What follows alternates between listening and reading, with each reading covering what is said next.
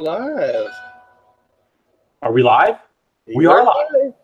What's up, guys? How are y'all doing tonight? The panel has shrunk.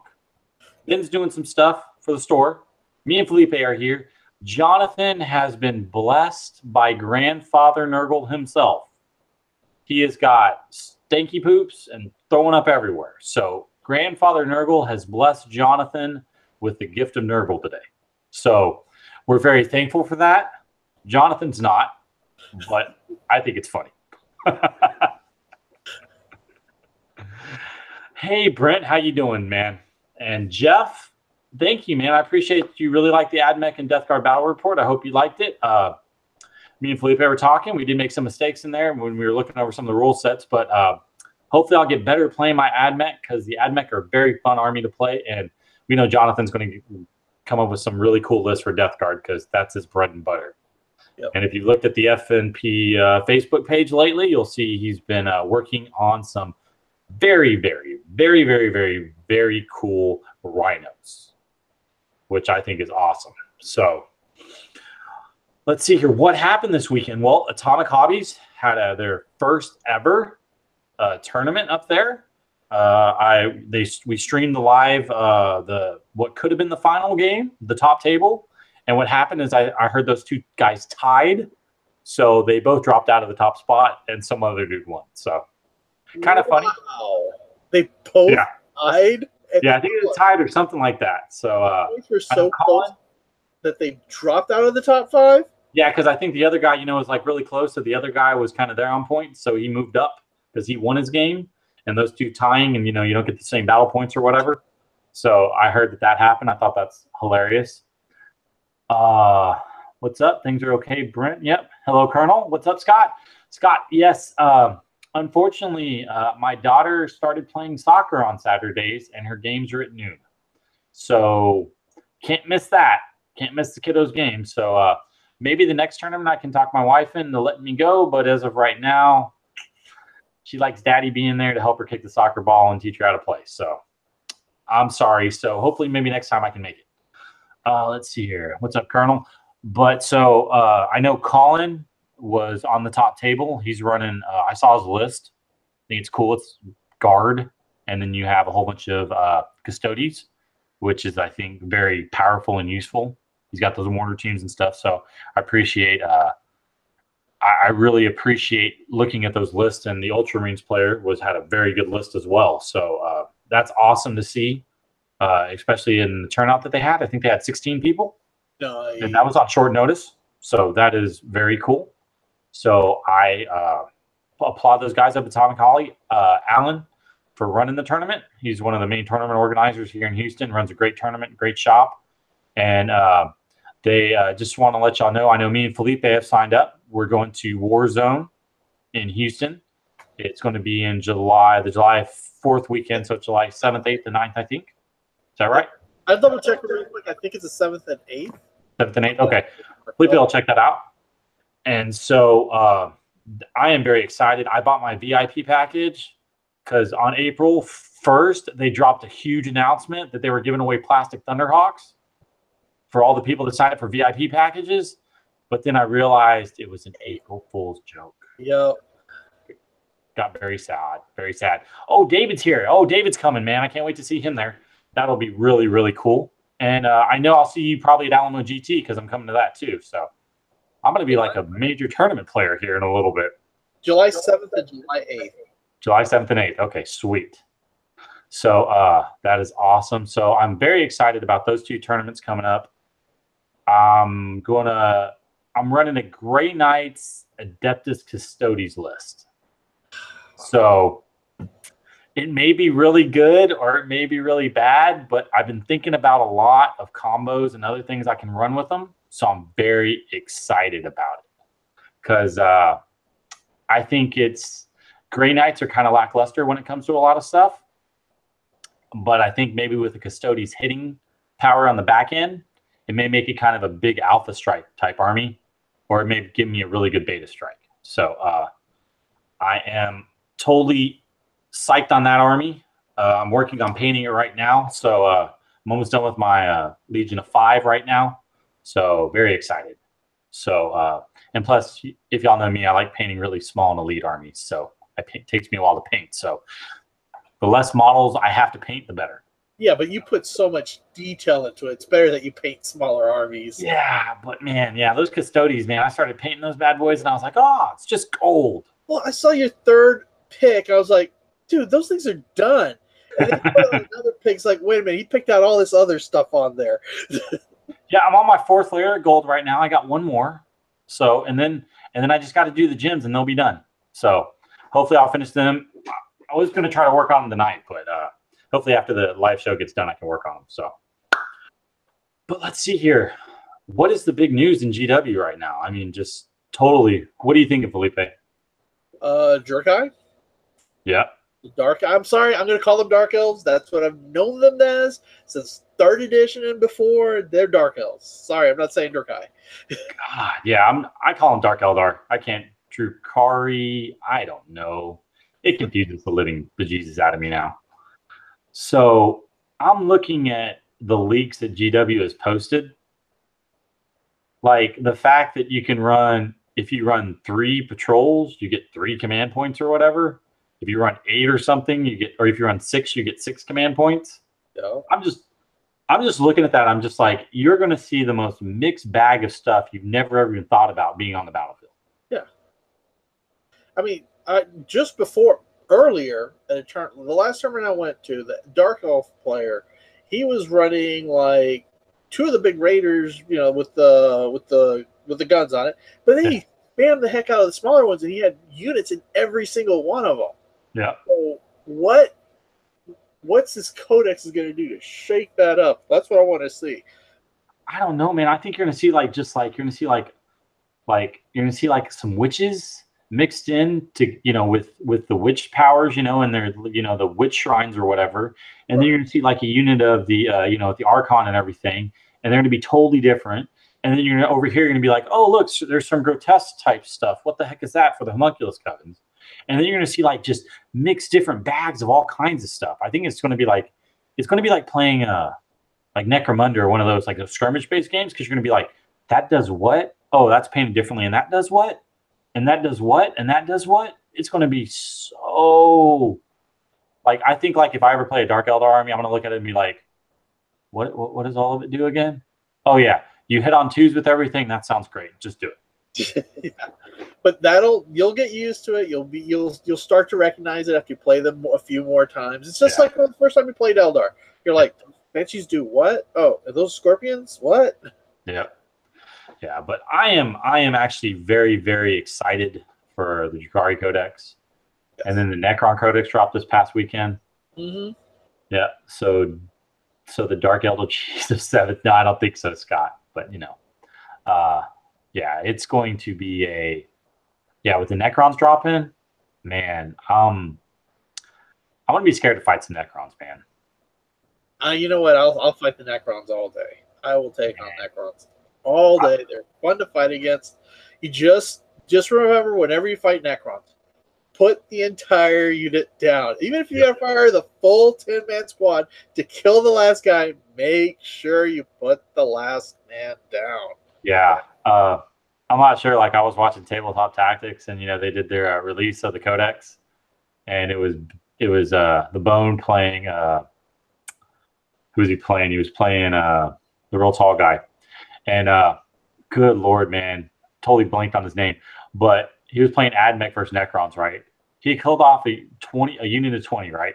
Killed off 19. The Bone decided, you know what? I'm going to spend my 2 command points, have him auto pass. He brought back 18. Like, talk about a whole round of shooting just down the drain. And I'm just like, man, Warriors, you got to kill them all. Yep. He fired every single thing he could have, and one lived, and he was like, you could just see the look on Stig's face. It was Stig. Stig was just looking like, oh my God, I'm going to die. They're all going to come back. And he rolled back 18 of them because, you know, with the Ghost Arc and everything, and you get 1 roll with the Ghost Arc, then you get 1 normal roll because the Cryptek's there, and that gets a +1. And I was just like, oh my God, so demoralizing. It very well will be. It's really going to wreak havoc on armies that are going to be tailored to kill armor with just enough to deal with some kind of infantry. They're going to have. It's going to cause. I think it's a shift in the meta where you can no longer bring that army that's 8 las cannons and a predator with las cannons, and now you have to make. You had before you had some Marines or something with bolter fire, maybe a missile launcher set. Now you have to do something about that. You have to be able to put down large clumps. Oh yeah, like that's the thing is you gotta like. I just started thinking about immediately, like after I saw that battle report, and I was like, okay, cultist, bloodletter bombs, and I started thinking about all the kind of stuff that's in the meta right now. And the first thing that brought to my mind, I was like, okay, let's see here. So, Grey Knights, I was like, oh, they have that ability where you can give bolters +1 strength and then -1 AP. I'm like, perfect. So you unload you use that one command point and you just like totally annihilate a unit, and you're just like, okay, that unit's gone. And then you can be like, okay, now I've got the other 2 units or something. But, my mind immediately started thinking about because if I want to play Grey Knights and Custodies, what am I going to be able to do to counteract that, And I was just like, man, so brutal, but so good at the same time. What's God say? So you load Ghost Arcs with small arms fire. Las not against Necron vehicles. Yeah. Yeah, Scott's definitely right. With the living metal rule, yes, man, it's like you need something with 2 damage. Yes. Weapons with 2 damage or that does at max 3 damage, You can't have something that does 4 to 6 damage. It's just totally pointless. I totally agree. I mean, when the first few games in 8th edition I started playing, here comes the arc. It's like that has that rule with that shield. It's like, hey, if I roll under it, I ignore it. And he just, what? Your Rhino has a combi melta? He just shot it straight in front of my Rhino. I was like, go ahead, shoot me. Yeah. Because I'm being forced to roll 2 dice now and pick the highest. Yeah. God, it's going to be insane. And then I was looking at what was it? I was looking at Tomb Blades now, because now they have 2 wounds, super fast. They get Tesla. Yeah. You get that one dynasty where Tesla goes to a -1. Yep. So it's strength 5, -1 now, and any 6s you roll, and you're getting 2 to 4 shots. Oh man, that's going to be brutal. I mean, I just think Necrons is just now with their codex, they've added so much variation, and we know Tal's very popular. We know Necrons are popular as well, especially for Xenos armies. So there's people that out there they're just like they put their Necrons away because they're like, I can't do this. And now they're just like, Necrons are back. So I can see at least maybe 5 or 6 of those now popping up in tournaments now, I know it's probably not going to be a killer list, but when I started looking at the Necrons, and I was looking at some people selling a bunch of Necron stuff from the new box set, I was like, I want to run an army that's maybe 2 of the what's it called? The big vehicle, the pyramid. I can't think of the name. That's right. No, the tombs. The deep strike. I can't think of the name. Monoliths? Yeah, 2 monoliths. Yeah. Crap load of raids with the Lord and maybe some Scarab Swarms. Okay. And just there we go. Yeah. Tesla coils on the big boys that are going to deep strike in, and everything else is just pure beat face. Yep. Yeah, and then I think the one thing people are forgetting, I think the Nightbreaker is still kind of crap, but I think the Deceiver is definitely looking much better. Yeah. So, I mean, it's just, I think the Necron Codex, and then with Tau, I think Tau, it's going to take maybe another month or so. I know people are out there crunching, but I can see Tau coming straight back up at you really quickly. I think it's just a lot of those Tau players, because with all the new buffs and all the different units and how stuff has changed from 7th, that the massive Tau players are like, I wish I was part of a Tau forum right now, but I bet those dudes are just crunching right now, just thinking of different combinations and different ways of just annihilating people. So I think the thing with Tau is they got used to running the whole commander with the fusion, just spamming 4 or 5 and drop them all. It's taking out all the vehicles in your initial striking. Okay, you can kill them now. I've done my job. Everything else can take care of your infantry. All your armor's dead. Yeah. And it's going to take a whole new attitude of playing them, a new style. Kind of want to shoot for you've seen with the pictures of stuff that I've been working on lately.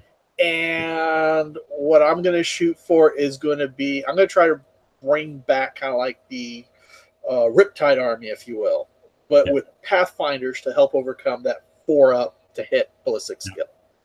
Oh, yeah. Scott just brought up, the FAQ. Maybe this weekend, maybe not. I don't think they're going to drop it with the Dark Eldar dropping. But maybe next week or next month, because I don't think we've really seen anything. I mean, I know they said Imperial Knights were coming out, Harlequins and Deathwatch were coming out. I don't see them coming out this month, I see that more like kind of like they did it this month where they dropped like 3 codexes in the span of like 5 weeks. I see them doing that like maybe in May, and then in June, campaign with orcs. I mean, we've already seen that thing on White Dwarf that's been leaked with that big hunking monstrosity. There's words that, there's all the rumors that may be Thraka, which would be awesome. Mm-hmm. If that's the new Thraka model, he so needs to be that big. So I think there's going to be a little lull between the releases. That's when they're going to drop the fact, kind of like time it just right, like you're saying. Yeah. Once the Dark Elves are out, maybe there's going to be like a 3 or 4 week lull. That's when you drop in the fact. So honestly, I see the new knight. In fact, that new mini knight, and I'm thinking, where are my chaos rules for this thing? Yeah. I want to get them, but at the same time, I'm like, hey, I don't play Imperial. I play Chaos, but I want this. Yeah, probably. Who knows? But they'll drop it. They'll probably the Imperial Knight Codex. They'll probably drop a data sheet for it. Well, that's the thing. I mean, the Chaos Knights and Renegade Knights are in the Chaos Index. Yeah. So, and the Imperial ones are in the Imperial Index. So if there's an Imperial book coming out, is Imperial there Knights, yeah, Chaos Knight book coming out, or are they going to be rolled in the same book? They're rolled in the same book because it's going to be a pretty small book.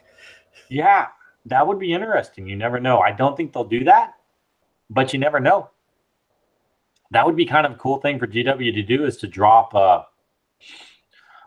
drop it in 2 codexes. I mean, drop 2 things. You get Imperium as well as the other side of the street, because we already have really the basic rule set for the Knights and the Adeptus Mechanicus book. So probably at the same time as the big one. Yeah. Will's talking about, they mentioned the Tau FAQ probably at the same time as the big one. So I just don't see that dropping during their big release of Drukhari.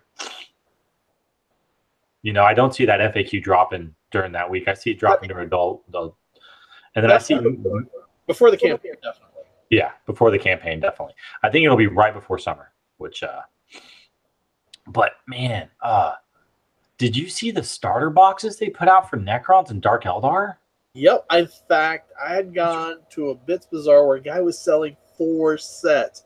All he wanted was the Knights, so he scooped the Knights out of it, and he was selling off all the Necrons and the from the Forgebane box? Yes. Wow. Yeah. I was crazy. Tempted.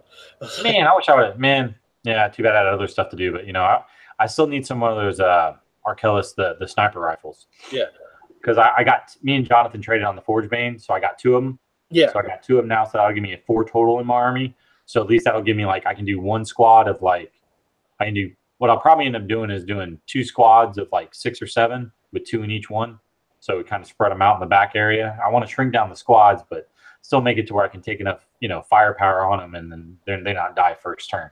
Yeah.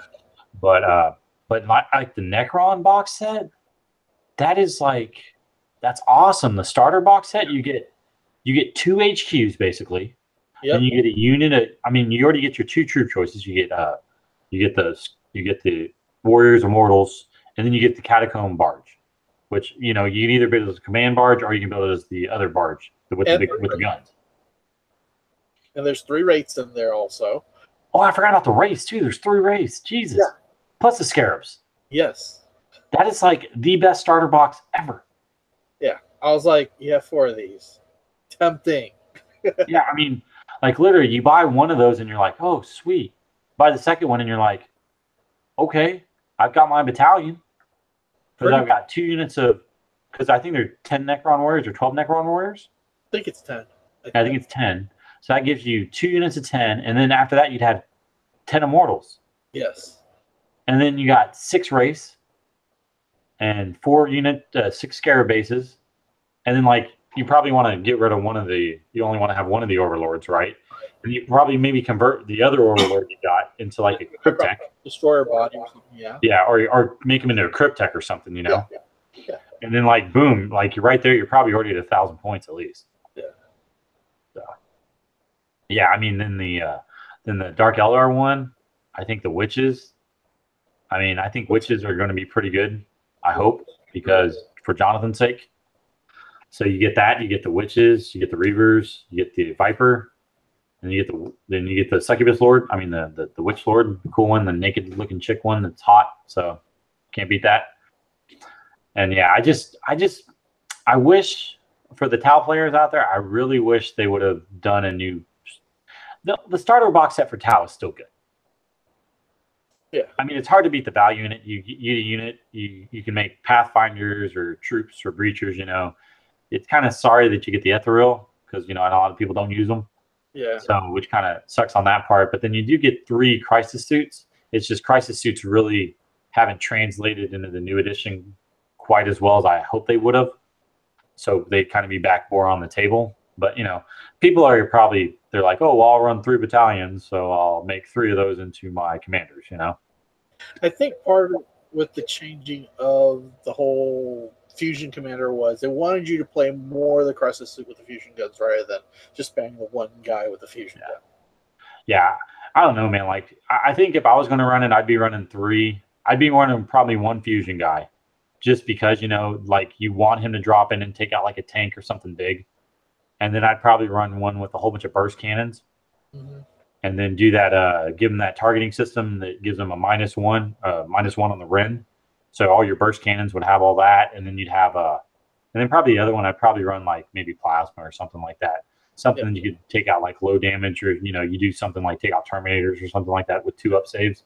Well, I mean, look at even Astartes. I mean, you're looking at T5, you know, with these guys, the Golden Boys are T5, save, you know, basically 2 ups. Yep. You know, 3 up in vulns. You need that 2 damage roll. You need that -2 to make you take your invulnerable instead. Yep. And that's why I'm actually digging the heavy burst cannons on the Riptides, because I was like, wait a minute, I can take that same system.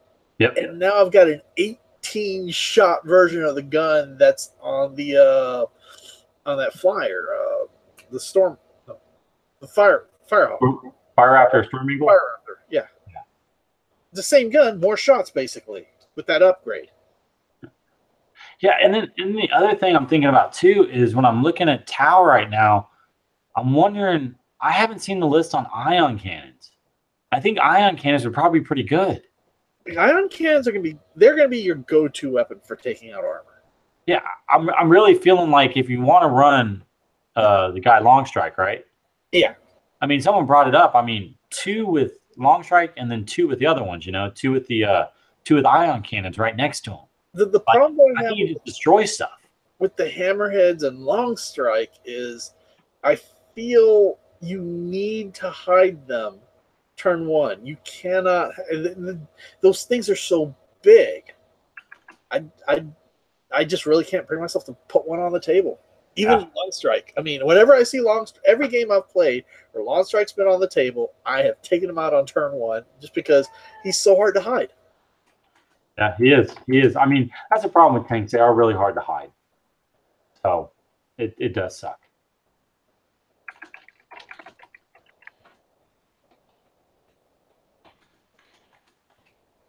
Let's see. What's everybody asking? Yeah, so someone asked if I had fish. Yeah, it's the fish tank. Unfortunately, I had a black algae break out in my big tank, so I had to kill it off, and I moved everything to the small tank, and I've got this one little fish, man. He's been kicking it for now. Well, it started off with 5 like 2 years ago, and I just got one fish still kicking it, and I can't, you know, I clean the tank, try to keep it up, and I can't kill him off, man. I got to let him live. Can't do it. So even if it's just one little fish, I got to keep it all up and running for him, and then after that, I'll move back to my big planet tank out there. But once I had that black algae outbreak, couldn't get rid of the stuff. So, okay, let's see here. At least 2 BCs and a hotbook. What? I don't even, man, see, this is what happens, man. They start abbreviating all this stuff for Tau, and I have no clue what they're talking about. ATS, advanced targeting, 2 BC, and 2 burst cannons. 2 burst cannons. Uh-huh. Yeah, okay. Yeah. That makes sense. Yeah. Oh, yeah. Yeah, Ethereals. Yeah, I think the Ethereals will be more out with the 6 inches, get a 6+, feel no pain. Because we like feel no pain saves here. At least Jonathan does. Yeah. Our last battle report, still not over it yet.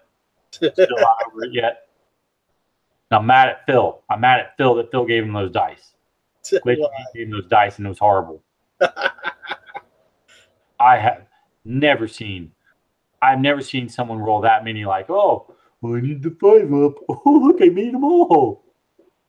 Can I just kill something in this game? Just one thing, please, Jonathan? But yeah, aren't a fan of Riptides with burst cannons. Nope, definitely not. Advanced targeting system, -1 AP. I gotcha. Burst cannons, high output burst cannon. Oh, gotcha, Scott. See, this Tau stuff, man, I'm not good at it. We need to get in one of those forums, just lurk and read. Yeah, I know. So, but no, I think Tau, Necron stuff, seeing Dark Eldar hit the street, I just think this is going to put a major change in the meta. Just with all these codexes coming out, it's not going to change, you know. And I think that's the best part. I think what we found out, like, I think what started sucking was 7th edition, really, and even 6th edition, was the codex were taking so long to come out that the meta really wasn't changing, you know. You kind of knew what it was going to be. It didn't change. But with 8th, right? See you later, Scott. Good night, man. Later. But with 8th edition and the releasing of all these codexes, it is like the meta is just flowing and just changing ever so much, which I think is what's making the game great right now. And I think that's why so many people are pumped about it. It's a constant change. It'll be interesting to see what GW does when they've got all the index armies out. Yep. Well, it's going to be, and what are they going to do? Think about this. What are they going to do once all the index armies have their codexes? Are they going to start doing the specialist dexes where it's like the slaughter, was it the Demonkin one? Like Corn Demonkin or something? Yeah. I think, hopefully, I think that's what we'll see.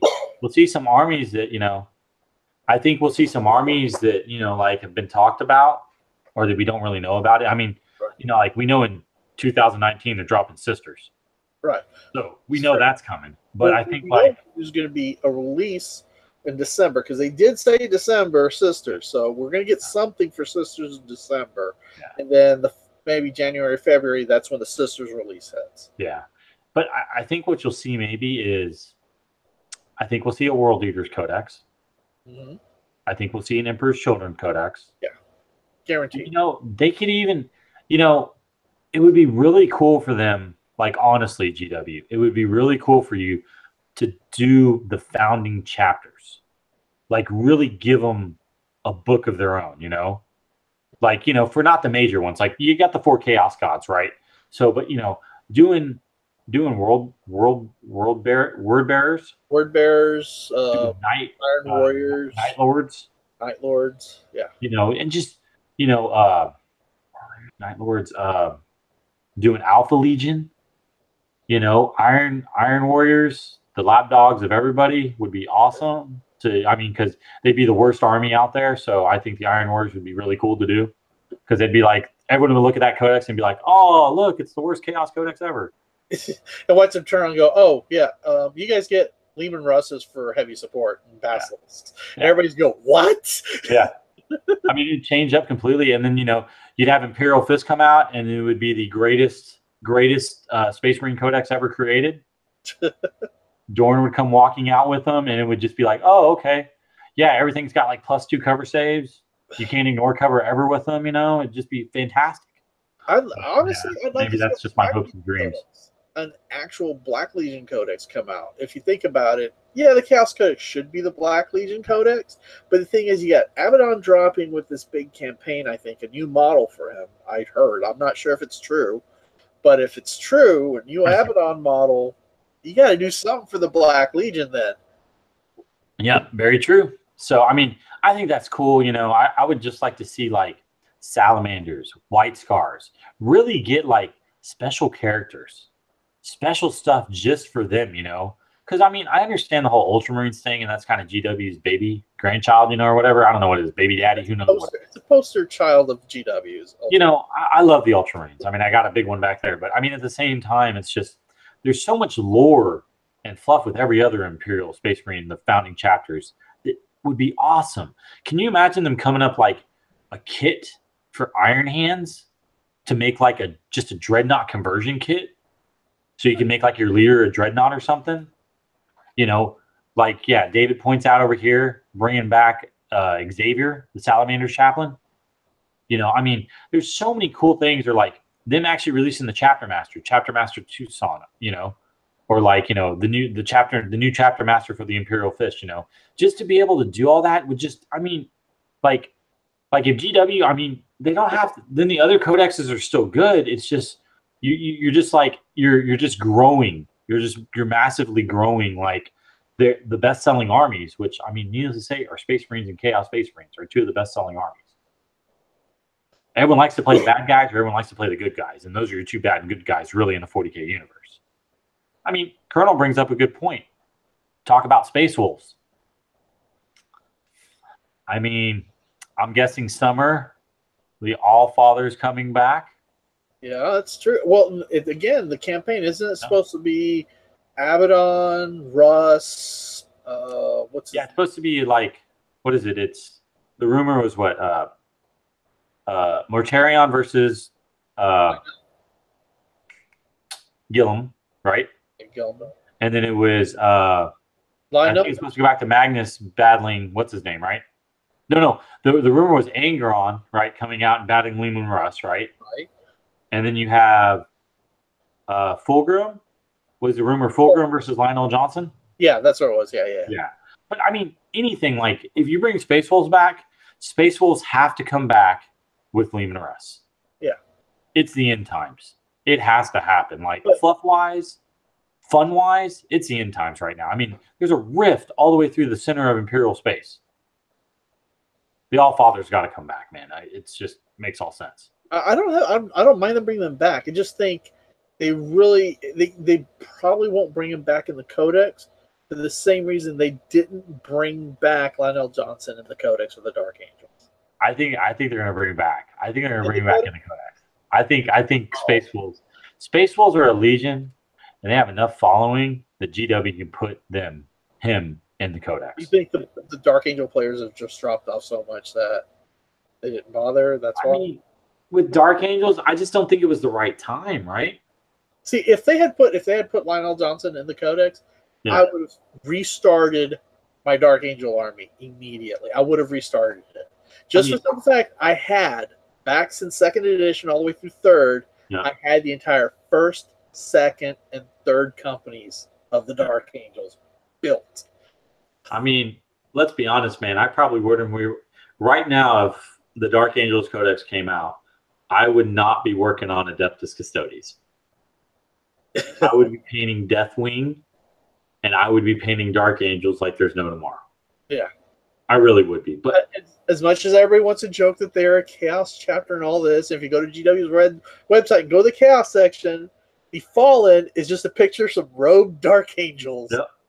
Okay, we get the joke, but still, they are like one of the core 40K Marine armies since Rogue Trader. I mean, you open up Rogue Trader book, those all those Black Marines they're not Sons of Horus. Those are Dark Angels. Yeah. I mean, really, like, if you read the Horus Heresy books, man, who was right behind Horus in victories? It wasn't Gilliman. Nope. It was Lionel Johnson in the 1st. Yep. I mean, you know, but I don't know, man. I just think Space Wolves, when they come out, are going to be like they're going to be the top close combat army. It's going to be devastating on what Space Wolves can do. I think they're going to be very good, but I think it's going to be World Leader still going to be a little bit better. Nah, man. I think Blood Claws are going to get like Rage or some crazy thing. The thing that I'm already plus 1 attack on the charge. I'm having a little bit of a flashback of 2nd edition because I've been looking at those really competitive Blood Angel lists. Yeah. It's like 2 units of Jump Pack Marine, Assault Marines with 5-up feel no pains, and power weapons, hitting on 2s because they're getting a +1 to hit, wounding on 2s because you get a +1 to wound. I'm like, what the hell is this? Where are my berserkers? Well, and then I look at my berserkers and go, okay, if as long as I take these guys, I'm rerolling all my misses, rerolling all my hits, so I'm effectively doing the same thing on my failed wounds. So I'm effectively doing the fight twice. Characters. And on top of that, you get to fight twice, Felipe. So, but I get that. So yeah. I mean, I just think for World Eaters, that's the most brutal thing ever. But like, can you imagine like World Eaters? Can you imagine like a World Eaters Codex where like your Raptors are berserkers? Oh my god. Or like I don't think they'll have warp talons. I think warp talons are a little on the far side. In fact, I think warp talons would really be the berserkers because they are pure melee things. Yeah, I just think imagine all that. Imagine World Eaters actually being World Eaters. Like crazy, blood hungry, just kill you. Like reroll your charge distances, add +2 to your charge, +1 strength on the charge. Yeah.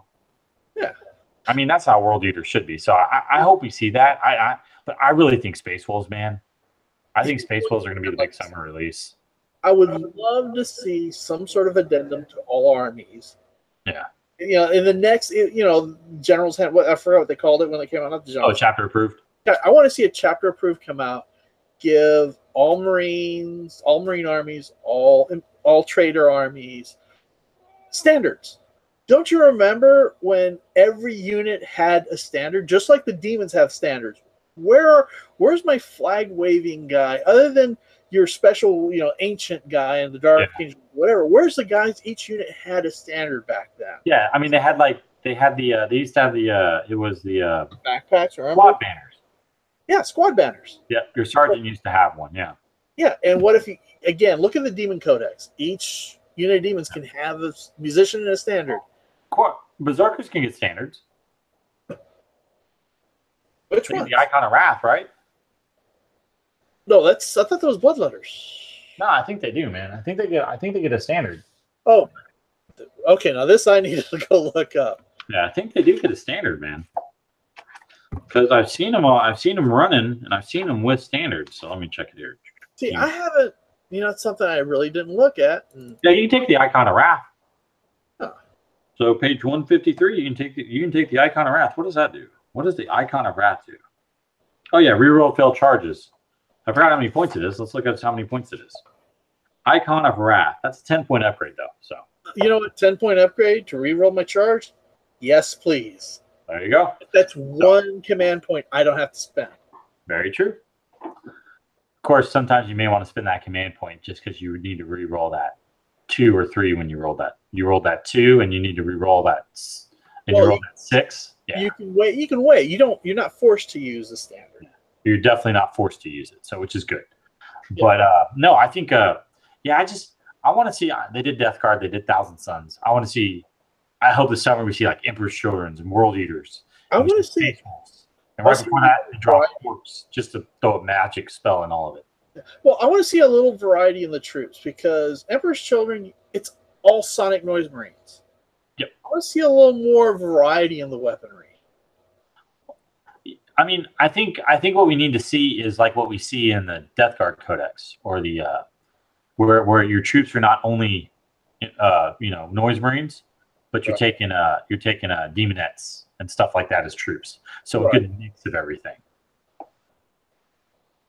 But I don't know, man. I just think GW is going to do something major this summer. I just have this big feeling that like I mean, think about it. Like for them to drop Sisters right now, saying it's going to be 2019, they have to have something in their back pocket to make this summer even better. Yeah. This campaign right now, you got every person who wants to play, and I have to admit I've gotten an inkling. A couple editions ago, I thought I'd do something with Sisters, but then it's like finding the models is just impossible. Yeah. The prices on eBay were insane. I'm like, I'm just not gonna. I just never bothered. And now that they're coming over the horizon, I've been finding here and there a few blisters. I've tempted, but I said no, I can't buy these because I know those new models are going to be a bigger scale and just not going to look right. Oh, I think the new models will probably be phenomenal. But I mean, just in general, like I think this summer is going to be great, which is why I've been asked by the guys at the Atomic Hobby Shop, John, he wants me to run an Escalation League. Escalation can be fun. I'm rewriting the rules for the Escalation League. So I think with the Escalation League, I think running up there, hopefully it'll get, if we start it maybe this month or next month, by the time that June, July rolls around, we'll be into it. So everyone will have maybe 1,000 points to 1,250 points. It'll be perfect time for a campaign to start, and then everyone just rolls right into it. And you know what? It's one really good way of tying off those escalation leagues is you do your escalation league. Yeah. And at the very end, you hold your tournament, but you cannot change. It's your escalation army. Yeah. You can't change it. Yep.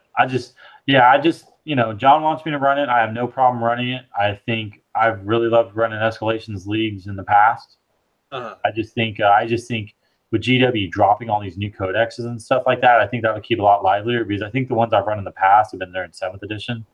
And, you're like, new next codex are coming out. You start building your army and you're not really liking it. So it's one of those things. But with the new codexes dropping all the time, I think it just completely changes, what you want to do. So. Well, no, I could be in the middle of an escalation league and this codex drops. So I'm like, I gotta play this now. Yeah. So, yeah, plastic Thunderhawks.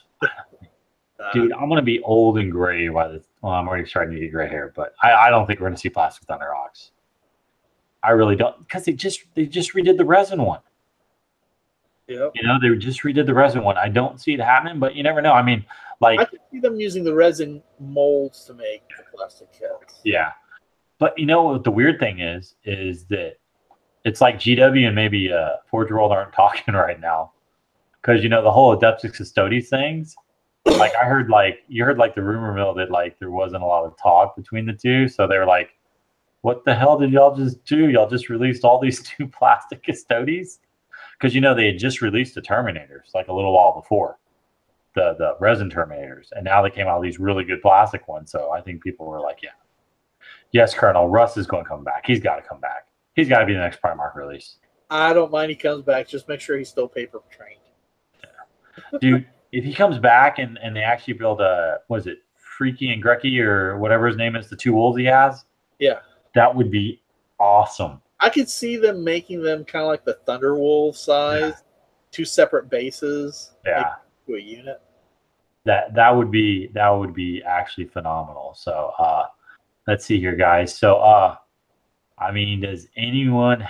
Oh, I refuse to buy resin Custodes until I get 40K rules. Exactly, David. Me the same way. When they release those Contemptor Dreadnoughts, the Forge World ones, then I will buy one. Companies. Well, they do run as 2 guys, so yeah. You can run the regular Contemptor Dreadnoughts though. Man, I want a Contemptor Dreadnought running around with a sword and a shield. I want a 3-up invulnerable save on my Contemptor Dreadnought going, what you going to do now, guys? Just running in like at 14 inches because they move like 10 inches or something. Just like running in. He'll be like running with the he'll be advancing with the bikes. Just like this huge Contemptor. I can just picture it. Like the bikes are zooming past, and here comes this big Contemptor running with them going, oh, come on, guys. Let's go kill something. And they'll give him like a shield bash attack.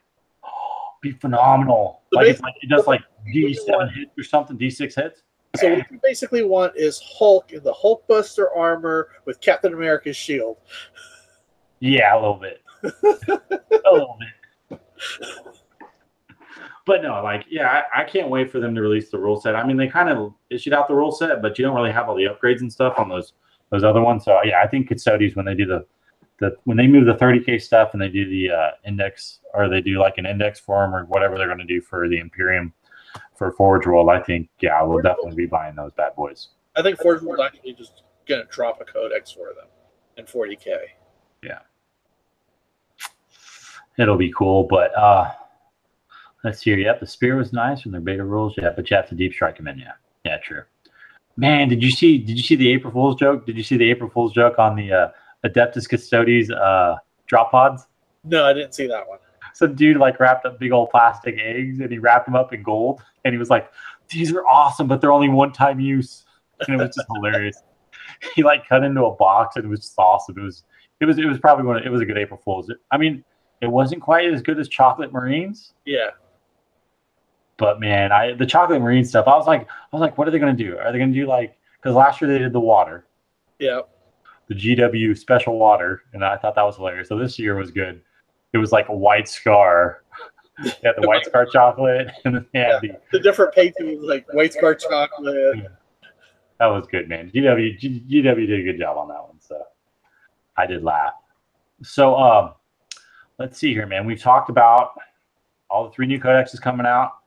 You know, the new ones that are going to be coming out are going to be Imperial Knights. Just dropped it all at Adepticon. Yep. So I think Imperial Knights is going to be cool. The one I'm really interested in seeing is Deathwatch. You see, Deathwatch. I mean, I look at Deathwatch and I look at the other armies. Because Deathwatch's composition, it feels so disorganized. Yes.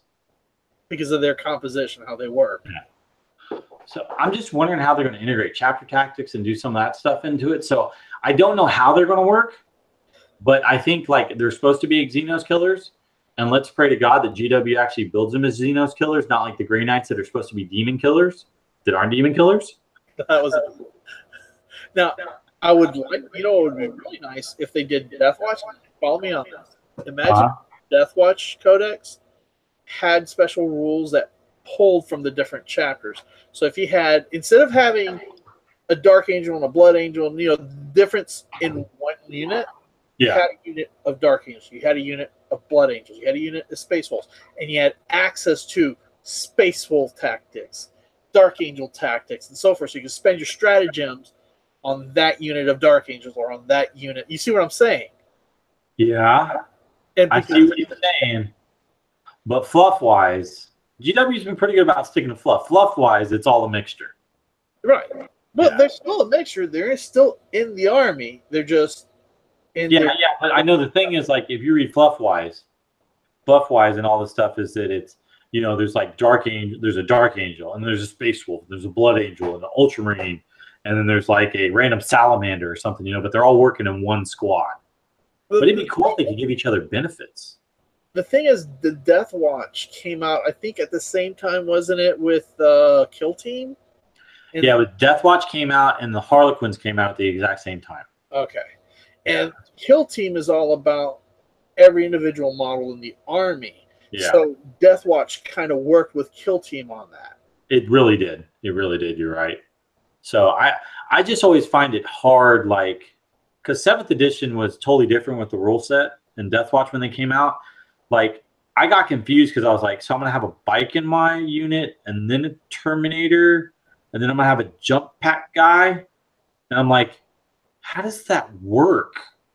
Like, it confused the living crap out of me because I'm like, so they all can move 6 inches now in 7th. I was like, so they can all move 6. But the bike should technically move 12, but he can't.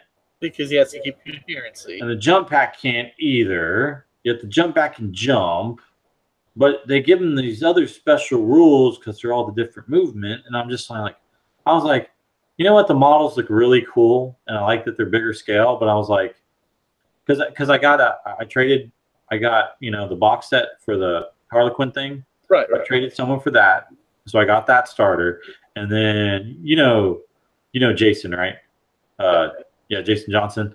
He sold me his other ones that he got. So I have probably 1,000 points of Deathwatch. But it's just, I didn't know what to do with them. I got confused. I was like, I don't know what to do with this. How am I going to put a bike in a unit and then have a jump pack and a Terminator guy? Yeah. I can't put him in a Rhino now. So how does this work? Well, I can't put him in a drop pod either. So I'm like, well, I guess they're going to drop this guy so I can put him in a drop pod. So I got confused. I think they're going to have to reorganize the way things are if they want it to fit the whole way. Either that, or they're just going to have to take away the fact that you got a guy with the jump pack and a guy with the bike in the same squad. Just, you can have this guys, or you can have guys on bike. Make them into more of a regular army style in a way. Just paint them up whichever chapter. You mix them up the way they're painted. Yeah. But yeah, David brings up a good point. In 7th edition, you got to put them in their flyer. But I was just like, it just confused me. So David brought up a real good point. So be it, are you talking about Sensei Swag? He designed the glass mug for this year at Alamo. I'll let you answer me on that one because that's cool. Because I know they're also doing did you see they're doing a Dallas Open GT in June? Nice. And I was like, wait a minute. So May, June, and July tournament. I was like, I really have to convince the wife into letting me go in June. But I got Dallas, so maybe. We got, what's it called? San Antonio. What's it called? We got Alamo GT, which is in May. Okay. Cinco de Mayo weekend. I don't know how David and them pulled them off for Alamo GT to do it Cinco de Mayo weekend because I think I'll probably be drunk the entire time. I know it wasn't Cinco de Mayo weekend. Yeah. Okay, so Brent Frown, the priest, says hello. Hello, what are we talking about? Today if you rewind to the beginning, we went over all the 3 new codexes that dropped, and now we're just kind of discussing the new 3 codexes they announced at Adepticon, and we're talking about Death Watch. Yeah. So, and then talking about some of the big tournaments that are going on in the Texas area. Yeah. Somebody got bumped for a wedding. Okay, so Dallas GT. Oh my! When's that one? That's on June. I think it's June 7th or something. Whoa! This June? This June. So that's what I'm saying. So May is San Antonio. June is in Dallas, and then it's also the same weekend. I think they're opening up the Warhammer Citadel store. Oh my God! So I'm like, oh dear God! And then on top of that, after that, then they have that, and then Houston's doing ours for Warzone, and then Wargames Con is in August. So it's like all 4 major cities have come up with this great idea to like kill off all the tournament players by having 4 majors too. Because every single one of them I think is going to be a major. They're trying to all get majors. Major ITC event. Kill my wallet's what they're trying to do. I know they are. And it's during summer, so like I don't know. I may be able to do like Wargames Con last year I couldn't do because it right. happened on the initial weekend right before school got started. So I couldn't do that one. Yeah. The Dallas one, I'm going to try. I'm going to talk to my wife about maybe me make it up to Dallas because it's in Irving, and my friend lives up in like Plano area, so it's not too bad of a drive. Right. It's just, I got to figure out if the good thing is it's in summer, so we can come home late, or like we can come home on Monday or something of that nature, because the kids aren't going to care because they're going to be playing with my best friends that live up there with their kids, so the kids will be fine. It's just we have to talk to the wife about being able to do that. So I will warn you now. At least it's been a long time since I've been to a Dallas GT, or there was a Dallas GT. But you want to get there Friday. You want to get your room Friday. You want to sleep. You want to sleep in Friday, whatever. You want to leave on Monday. Yeah. If you're that drive back, just because, and we're lucky we're in Houston, we're gonna drive back. You don't want to make that drive on Sunday night, tired from your last round. Your Dallas Open GT. Where's the web page at? Okay, here we go. No. Okay, so the Dallas GT and the Dallas Open different GT weekends is June 16th and the 17th. And then 3 weeks after that is the Houston GT Warzone, which, if you didn't notice on the logo, did you notice, Felipe, what's on that logo in the top right corner? No, I need to look at it. Yeah, there's a little like FNP sign there. So, which means if anyone going to the Warzone GT, guys, I know all you good players up there up north, and I know who you are. Gotta let me win so I can look good. So just throw your games if you play me, okay? Want to have TJ winning Warzone, and everyone would be like, "Whoa! Last year he was in last place. This year he won first." It would be like the greatest Cinderella story ever. And I'll bring like the worst army. I'll do it with Grey Knights or something. It would be awesome. So if you play against me, just throw the game. It doesn't matter the ITC rankings or anything. We just want TJ to win Warzone. It'd be phenomenal. And then it could be like FNP TJ, one of the best tournament players. But I don't think that'll happen. So But no, I can't wait for Alamo. Hey, David, y'all have a bar there, right? I think they're having a bar again this weekend. I hope they're having a bar. So if not, are we allowed to bring our own drinks? Hangs, Eduardo said Hangs Head is a Grey Knight player. Yes, it is. It is very tragic for Grey Knight players right now. But I already announced at the beginning that I'm going to bring a Grey Knights. Grey Knights is my primary list because it's over half my army. But then it's going to be backed up with Adeptus Custodes. So I'm trying to come up with a way to get Grey Knights looking good. And that's the only way I've been able to think about it. Either that or give them with guard, and I can't paint enough guardsmen to get that. You don't need to paint much guard. All you need are bathlists. Sweet. Yeah, that's true. Or some mortar teams or something. I don't know. We'll see. Yeah, the typical, if you take some guardsmen, regular guardsmen squads, you take the heavy weapon in there, make it a mortar. You have 9-man squads, so they can't get Reaper off your squads. You know what? I remember, Felipe, you sold Jonathan your guardsman, right? No. Well, you sold that one set, right? No. He bought those from somebody else. I was holding on to them while he was going around. Oh, okay. Maybe. The guardsmen I had, oh my God, I wish I still had them. I still have them. But nah. Oh, yeah. Don't worry, David. Yeah, I'm not going to be competing with best Custodes because that's all you, man. I just want to play my Grey Knights in my Custodes army because I think I read the fluff in the Custodes Codex, and they talk about like Grandmaster Voldos and I think Trajan Valoris or whatever fighting together and like totally annihilating some stuff. And I was just like, oh, it's fluff. And I think it could be good on the battlefield. This is totally working. Yeah. So, well, the priest, good night, man. Have a good, yep. See y'all on Saturday at Atomic Hobby Shop. Oh God, this Saturday. Maybe Felipe, are you going to make it up there this weekend? I'm going to try to make it this weekend. Okay. Unfortunately for me, I am not going to be able to make it. I wish I could. But unfortunately, I have a daddy-daughter dance that my girls have been looking forward to for quite some time. And it's my daughter's birthday weekend. So no, that's it. No, this is all you had to do is say his daughter's birthday. That's it. Yeah. So then I need to get up there because I want to play some of you guys at Atomic Hobbies. I need to play some of you guys with my new Adeptus Custodes list so I can do some test games with. So I want to test something out. I'm looking for specific models and things like that, but if I can get some bases, I need to get some regular bases for the for my quote-unquote Riptides. Once I get those, I think I'll pick up this week, and start testing things. Yeah, David brings up a good point. There was another big thing. There's a store, I think, going up to Alamo. Really? I don't know what it is. It could be.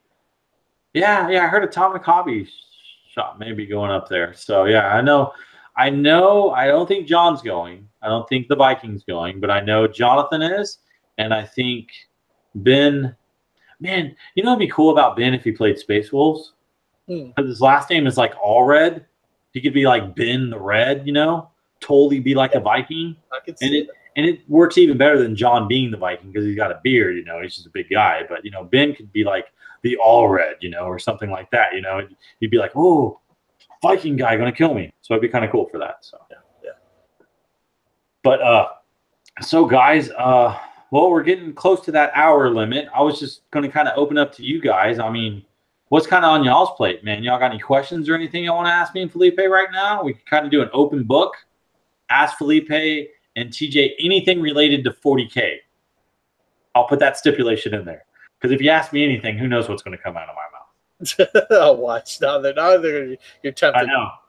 You're just going to see this weird question pop up and I'm going to be like, okay, I'll answer it. But no, I think next week will be Drukhari. The Drukhari are coming out this week. I haven't had time to watch Tabletop Tactics. Lawrence released a video of his standard Spider coming back, and he's a big Drukhari player. So I think I really want to see that and see what came out of his sick and twisted mind. And then also, the other thing I wanted to talk about is I've been talking with some friends of ours from the 40K couple. on YouTube and as well as Instagram, and they want to come on our show. So I'm going to talk to them and maybe about coming maybe next weekend, maybe next week. We see if we can get them on. And so I think that'll be very cool. And we're also looking at booking other guests to come on our show and talk as well, just like we had Nick on.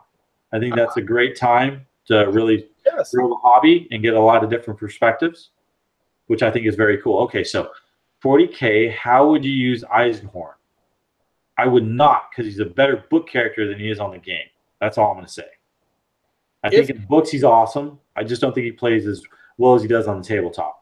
But that will depend on if they release it like an Order's Malice or something like that. You know, if they release an Inquisition type codex. I think it'll be very effective. Codex.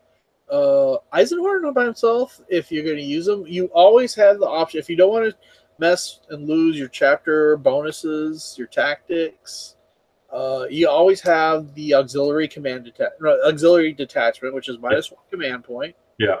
I use it in my quote-unquote Demonkin army to bring armaments like that. I can get warp time for my Khorne Berserkers. Yep. But that's one way of doing it, not throwing off all your special rules. Another way would be to bring a Supreme Command attachment that everybody wants to get rid of. Yep. Because now you can stick them in a detachment that doesn't matter for its chapter rules or whatever. And you bring him with two other HQs to support, say 2 other Primaris Psychers or something, so you can bolster your dispel ability against the magic army, a Zench army.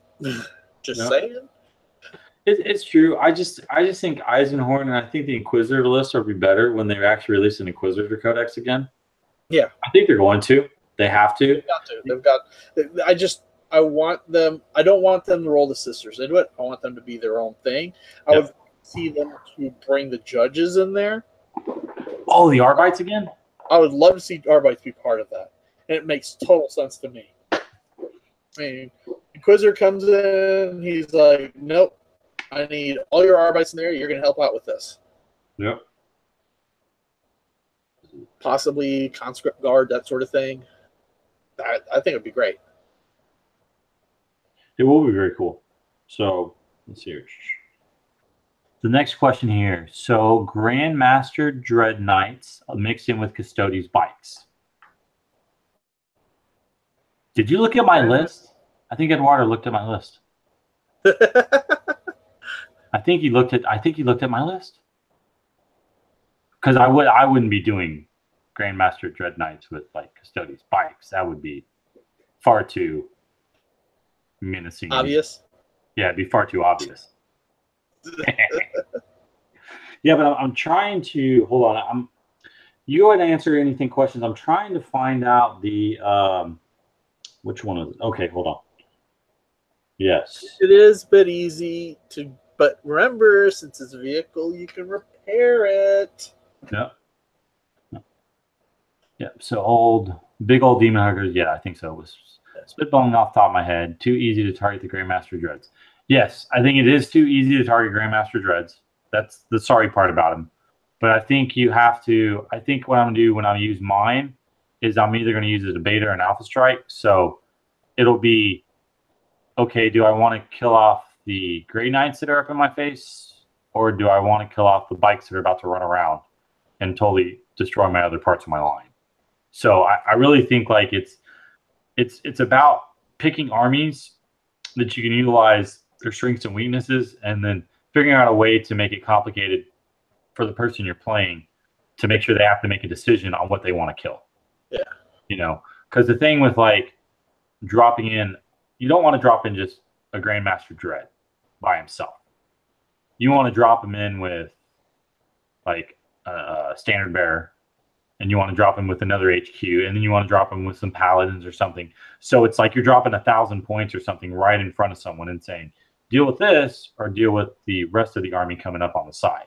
So you never want to drop them by themselves at all. Yeah. So let's see here. No, see, they were asking me about this, and I think what it is cool is in this Adeptus Custodes book right here, we have the Carnage on Galclamore Prime.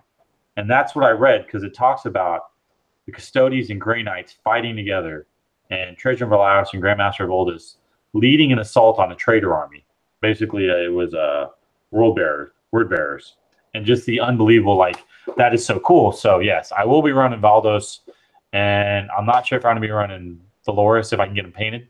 I may be running them. If not, it'll probably be a captain on a jet bike with some jet bikes. So, but no, I think it's feasible. It's going to be that list is going to be very hard hitting with the bikes as well as Grandmaster Dread Knights. But the problem, I think it's kind of a one trick pony. You won't have a lot to deal with like bloodletter bombs, cultist bombs, stuff like that. You're dead. Bloodletter bomb is going to be able to charge you on turn 1. Yeah. You have to accept that the cultist bomb is going to unload an unbelievable amount of firepower on you, and you're going to be amazed at the fact that they're going to be able to hit you. Yeah. So I think, like, when you look at some of those top lists and you look at what they're doing with chaos and bloodletter bombs and stuff like that, I think that list, it's not conducive. It's not conducive enough to strike the fear in those kind of top army lists, you know? I think a lot of people are going to look at that and be like, especially like, okay, look at you. You're going to sit there and, okay, my bloodletter bomb with 26 bloodletters. You wiped it out. Rats. Yep. Spend 2 command points. It's back. Yep. And I'm deep striking them again. Yeah. Because you have to wipe out the squad completely, and you can't bring them back. Once you wipe the squad out, I can bring them back, deep strike them right back in. They get everything that they had, which means they get their banner for a 3d6 charge again. Yeah. So you just don't want to tie them up. You don't want to wipe them out. Yeah, you don't want to wipe them out. You want to basically tie them up again. And like the cultist bomb, same thing. You want to kill off the entire unit of the cultists. But the cultists, you want to kill off the cultists because the cultists have. Well, no, you can't, because if you kill it off, I can spend command points to bring them back. If you don't kill them, yes, they have. There's a thing where you can bring back the cultist bomb. Really? The cultist. How if you kill off the unit, you can't bring them back? There's one that lets you move them, and one of them brings them back. Yeah. Let me look. Double check that one. What is it? Hold on. So I just think, like, I think what you really fail to realize is they could have intercepted with 3 bags to make their punch softer. Yeah. Tide of Traders is still, yeah. The Tide of Traders, they still have to be alive. Remove from the battlefield and set up again wholly within 6 inches of the board edge from starting at full strength. So if you kill off the whole cultist bomb, then you're good. Okay. It's as long as there's like 2 or 3 left, I can go, okay, auto pass, bring back the map. So I think you want to look at like I think that's why you don't see those lists win a tournament. It's because it's spamming something that's really good, yet it's not going to get past every army. Because some of those armies where you build kind of an all-comers list, those armies are going to have a real hard time fighting that, because they're going to be like, okay, well, I'm going to set up my scouts here, or I'm going to set up my unit of guardians out here, and you're going to charge them, and then what I'm going to do is I'm going to bring in something on the side, something on this side, and I'm going to just back away and just blow you all to crap, and then you're going to be like, dang, I almost lost my entire army on the beta strike. Yeah, because they're going to be a very good shield army, and they're going to shield around it, so where you can't drop that in, and you can annihilate them. Yep. You want to have something that's got some staying power to where you can take that initial hit, back up, unload, kill off that initial hit, and then press forward. Yeah. So that's why like I'm just going to be. It doesn't matter like what I'm thinking about. Like, so I'm thinking about the Grey Knights, right? Grey Knights, you have. So the thing with Grey Knights is they have the fact that their whole army can deep strike is amazing, right? Yeah. It's the problem of getting enough stuff that's on the table so you can deep strike half your army. So that's why the Custodes come in, is because I don't really want to deep strike Custodes. The bikes, I don't really want to deep strike them. I want to have them out there. You might want to consider 1 or 2 assassins. Yeah. So I don't really want to run assassins, but so I want to deep strike all my Grey Knights, right? And what do you want to deep strike right now? You don't want to deep strike Terminators. No. Terminators, they do have 2 wounds, right? What you want to do is deep strike a unit of 10 Grey Knights with Storm Bolters. And then you want to drop the command point, the 1 single command point to make your Storm Bolters, strength 5 -1 AP. Yeah. and turn them into heavy storm bolters. And then you're looking at everyone's got 4 shots because you're gonna be within 12-inch range. You're looking at 36. No, hold on, you're looking at 48. No, you're looking at 40 storm bolter shots. That's a lot. That's a lot of fire. You will wipe out 1 unit. You'll probably split your fire. Hammer 2 units easy. Yep. You'll hammer 2 units, or like, hey, oh, the cultist bomb dropped. Okay, cool. I'm going to take out the cultist bomb. Yeah. And then because usually when people do the cultist bombs, they don't have a lot left. I mean, unless you're Nick on his last Adepticon list, who was like, oh yeah, I'll have 3 units of that, and so I'll be fine. But at the same time, it's just really when you start thinking about it, you're like, what's popular? What can you build to counteract that, or what can you have that can hit it? So I think that's all it is. 10-point dialogues to be protected by the character role. It's a decent attachment with friends. Yep, that's true. Yep. So, but I think when you design a list, especially if you're going for a tournament, is you want to design something. You want to look at kind of what's out there, what's hitting hard, and you kind of want to look at what can you do to at least improve your chances of surviving it. And that's the Warzone one. I think for me is going to be very complicated because there's going to be a lot of new codexes dropping, and I don't play enough, so I'm gonna have to look out there and see what's going on. I think Alamo will give me a good list, a head up of what could be out there. But I think, the Warzone GT is going to be incredible, I think. And so is Alamo, too. I think it's just going to be good. Good night, Colonel. Man, I hope you have a good night, man. So I don't know what you're thinking. Are you bringing Chaos? I'm going to bring Chaos.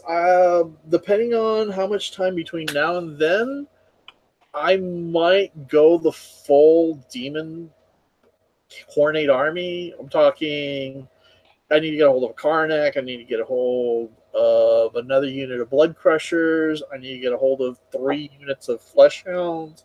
I'm going to go the whole 6 units of Bloodletters, the 3 HQs, the 3 cannons, 3 skull cannons, the whole. I'm going for the 12 command points. Damn. That's a full 2,000 point army at 12 command points. Okay, man. Just bring some movement trays. Yeah, I've already got half the Bloodletters. I need 3 more units of Bloodletters. Yeah, okay. I think what I'm going to end up doing is picking up another one of those boxes of the start collecting boxes, because that's going to give me the Juggers, the Blood Crushers that I need to get the last unit of Blood Crushers I need. That's going to get me, what is it? It's 1 unit of Bloodletters. Yeah, it's 1 unit. You want 10 unit of Bloodletters, then you get the Skull Cannon. 2 more Bloodletter boxes after that. Yeah, that's my problem right now. Is that I have a Skull Cannon. It's put together. I haven't painted it. So if you want to buy it, just let me know. I'll probably pick it up off of you then. Yeah, I'll sell it to you because it's all put together. It hadn't been glued on the base yet, and the back palanquin thing, the palanquin where they're attached, I didn't glue that on there yet. Good, because I didn't glue those on mine. Yeah, I didn't glue that on there, and then unfortunately on all the bits, I dumped them in for the I used the Herald. Yeah, I used the Herald, and Jonathan helped me convert them, and we put them on top of a Blood Crusher. So that's exactly what I'm doing with mine. Yeah. So my blood, because I looked at the character on the Blood Crusher, I was like, I want that. I want the HQ Blood Crusher character. No, I took the guys off of the cannon just for that. Yeah, he fits really well because he kind of sits like 1 foot you can put up on like one of the shoulders, and the other foot kind of sits perfectly. And he's like, I wish I had him in this room. The one that's kind of like barely leering up. I've got him like totally reared up. Oh, you got that one. Okay. Bloodletter champion, that champion on top of it. Nice. It looks just right with the angle, the way he's hanging on. Oh, really? Nice. Yeah. So I enjoyed painting. Yeah. So it's just the Skull Cannon stuff. I'm just looking. I'm just kind of like I'm doing the Skull Cannon because to me, the way I'm doing them without the Bloodletters on it, just the cannon by itself, it's an homage back to the original Cannons of Khorne. Oh, yeah. That's what they're based on, which is just a demonic cannon that rolled around by itself and shot. So my question is, do you have little dwarves? You have little chaos dwarves pulling along? So no, but yeah, no, I really feel like, so like I'm not gonna paint it. I got a Soul Grinder too I picked up, and the Soul Grinder I really like the model. I bought a base for it, but I just don't see it. It's something I wish I would do something for. The Soul Grinders and the Defilers. I wish they were better. Okay, so Jeff, I just asked this question about Necrons. Just started Necrons with my tax returns. Started with Forgebane and the new Get Starter box set, plus a Monolith, Ghost Ark, and Destroyers. What do you guys think of Tombblades, Wraith, and Lichguard? Okay, Wait. so buff-wise, you add all that stuff, and you have a very fluffy army. You have a little bit of everything, which is basically like when you read the Necron Codex, it talks about how the Necrons come back, right? You get the Warriors, you get the Monolith, you get the Immortals, you get the Lich Guard, and you get the Overlord. So it makes total sense. And then after that, that's when you start seeing the Destroyers pop out. After that, you see the Triarch Stalker with the Triarch guys, the Jump Pack guys. And so you really have it's a very well-themed army that you're going with. But okay, so competitive-wise and what's really good, the Monoliths, I think, just don't have it for the point value. I don't know if the Flux Arcs on those things. Yeah, I just don't think the Monolith has it for the fluff value. Monoliths are awesome. Being able to like spread out units and moving around and do all this stuff, they're so cool. I just don't think point-wise, like unless if you're going for like really like I want to kind of look at my point level and really do your point level, I don't think Monoliths are worth it. Fluff-wise and playing a friendly game, Monoliths are awesome. Yeah. I think because we're gonna have a lot of fun playing with them. Ghost Arcs are brutal. I mean, Ghost Arcs, the fact if you're running warrior spam and you've got a lot of warriors, Ghost Arcs are awesome. And you want more than you can put a unit of 10 in there, and then they'll get out, and they'll unload. Or and then the fact you can use it right behind your 20-inch blob with the Cryptex, and use that Cryptex plus the Ghost Arc to bring back ones. I was talking about it earlier that I saw the Bone on a tabletop power killed off 19. There was 19 dead, 1 lived, and he brought back 18 with a Cryptek, and then with a Ghost Arc. He brought back 18 warriors out of 20. So he had 19, and he lost 1 on a round of shooting. So Ghost Arcs are great. Destroyers, the 2 wounds, the 2 damage 2 now is great. I mean, it's D3 damage. Sorry, D3 damage. Yeah. I think the ability the fact they have the flies key rule, it's very cool. If they get charged, you could just drop it back and shoot. They can leave close combat. Very good. I think Destroyers have their own niche. The ability to be able to reroll hits, that's just standard with Destroyers, is great. I think they're very good. Tombblades, I think Tombblades, if you're going to run Tombblades, I would definitely run them with Tesla. I think Tesla's the key on Tombblades. But Tombblades, I think with the 2 wounds, the ability to hide, zip around, the -1 to hit always, very beneficial. Race have always been good. I don't think there's been an edition since 3rd edition since they came out where people didn't want to run Race. Race have always been good. And Lichguard, Lichguard are they're see the thing is like it's any like unit that has that Guardian special keyword, the fact where you can guard a character or whatever, or take wound from a character. You're buying a unit that's designed to die. You're basically buying them to die. So if you're going to run them, the flyer that you're able to put troops in there and they can spray out of them, I forgot what that is. That would be the way I'd probably want to deploy my Lich Guard, because I don't want them to be shot at. And if I wanted, because they're good in close combat. Let's be honest. That's their only key. They don't have any shooting weapons. You give them war sights for crying out loud. Okay, but why would you take them when you could take, say, flayers? Exactly. Flayed ones. It's like you can take flayed ones, and now you don't have to invest in the flyer to get them up the table. Yeah. Yeah, so I think there's just some other options that I would probably rather put my point values in. But the Lich Guard models are so cool, like for fluff. I want a unit of Lich Guard. Cool looking. Those freaking shields and the swords, and then you get war size now? Come on, man. I mean, like, just the models in general are so cool. I love the models. So, I mean, I've always had a soft spot in my heart for Necrons, and, like, literally, so I have Dark Angels, I have Admech, I have my own custom Space Marine chapter, I have Grey Knights and Adeptus Custodes for Imperium. I don't think I'll be doing much else with Imperium unless maybe an Imperial Knight Army where I can run my Warhound or something of that nature. But, like, I need a Xenos army. So Necrons are probably going to be the next army that if I want to build an army, it'll be Necrons. I still have my World Eaters to work on, but the World Eaters, like I know Felipe is a World Eaters guy. He's super excited about them. Until I see a World Eaters Codex where I can run, I basically have 3,000 points of Khorne Demonkin, and it's literally like half demons, half berserkers. And right now, in order for me to run it together, I don't want, like, I'm not the kind of person that builds like 2 detachments and being like, this would be cool with this and being able to do all this. I just want to build a battalion and make it easy for myself. Yeah. I just want to get 6 command points and make it easy on myself. So I'm not trying too hard to build 2 different things. Yeah. I need to figure out how to make the 2 armies work together.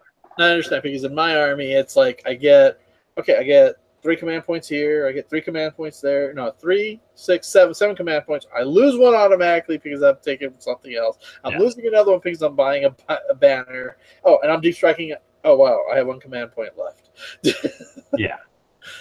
So, I mean, for like that kind of army for Khorne, for Khorne Demons and then World Eaters, like your command points are better spent at the beginning of the game. Yeah. Because you want to get off your alpha strike. You want to do this other stuff. Like there's certain armies to where like you want to have a whole bunch of command points because you want to use them throughout the game to just do minor effects. But for those kind of armies, it's right at the beginning. So yeah, Doomside. But no, Jeff, I think you have a very good starter for a Necron army. You've got a wide variety. So I think what that's going to do is it's going to allow you to play with a whole bunch of stuff and really see what you like or don't like. And I think that's the best part about building an army. And that's kind of like what I want to do with the Escalation League is I usually try to get people to build, like we're going to build a patrol first, but I want to fill out the patrol because I want people to really, get a lot of different units so you can really see what the different kind of army builds can do for you. So to give you wide variety, and it's just not like, oh, I want to build this and spam this and spam this. It kind of makes you want to look at it and be like, oh, well, I think I want to have that. And I want to have this over here. So it's making my options bigger. It's making your options when you build an army. It's better to build with a whole bunch of units than start narrowing in on really where you want to go with the army. But you want to play test your units and you want to have fun playing with all the different types of units. Definitely. Yeah. Play a couple of games, try everything out. And then once you get 1 or 2 or 3 games, then you can see, okay, these guys really aren't working for me. Yeah. Try cycling different things around. Yeah. Let's try the unit of warriors instead of bringing these guys. Let's try the this or that, more of something. Yeah. But, it's just like when that was on the channel we just released, that was the second time I played AdMech. And my first one, my Dune Striders, whiffed hard. I didn't realize that there was some stratagems that I could have used to make them +1 to hit, in close combat and stuff like that for Skitarii units. There's a whole bunch of stuff I didn't realize. So the second time I played with them in that game, I took out a Demon Prince and I still had 3 left. Yep. So, it's one of those things like you don't, never go on the first time you use a unit and then make your mind up after that. At least play a couple games with them. Because my mentality changed at all. I was just like, you know what? They suck. And then I was like, oh, they're pretty good. I like them. It's one of those things to where my mentality completely changed. Because I was like, okay, they're really good. I just got to learn how to use them. So I think that's your best advice for you, Jeff, is really play with it a couple times, get used to the units, and then, try another unit. But, make sure you play at least a couple different.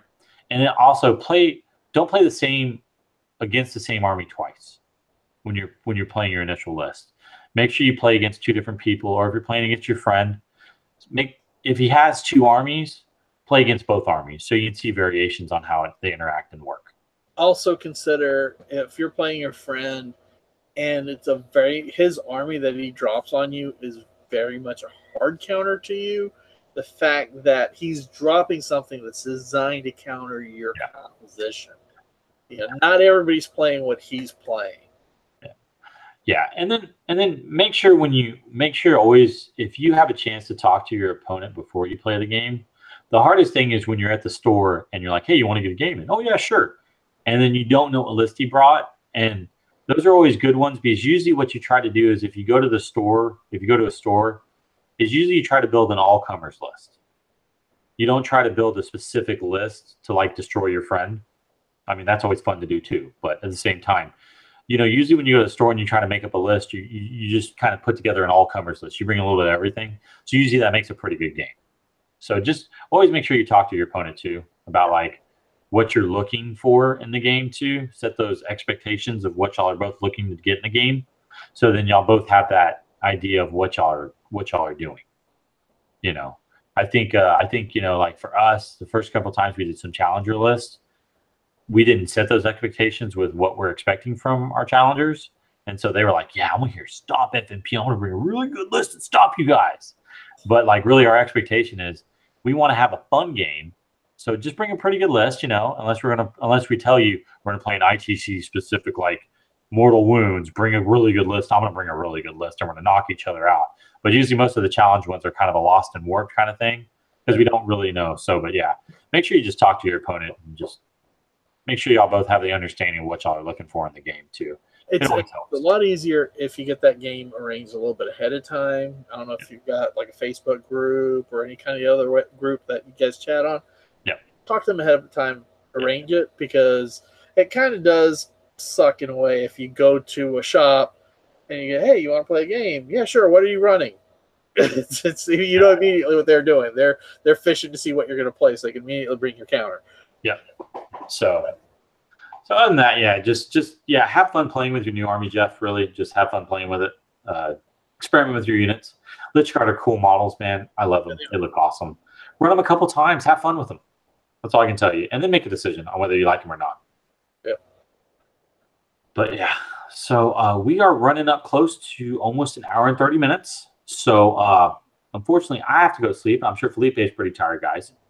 So I hope we answered your questions, gave you our perspective on all the new stuff coming out that we like and we don't like, or just our initial thoughts on like how fun this hobby is really becoming. And I am super excited. I know Felipe is, and Jonathan, Ben. It's really cool to see all the guys up at the Atomic Hobbies too, hobby store. I'm enjoying that tremendously.